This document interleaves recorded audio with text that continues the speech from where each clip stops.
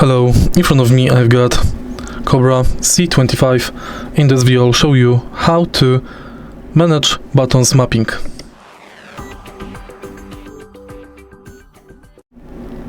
In the beginning, let's go to System Settings and next go to Controller. Enter Change Button Mapping and here select left or right Joy-Con. Select Change and here select Button. You can also switch View.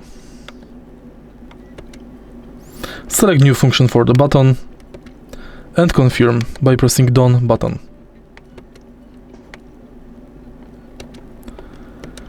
You can also manage Control Stick. If you find this video helpful, please leave like, comment and subscribe.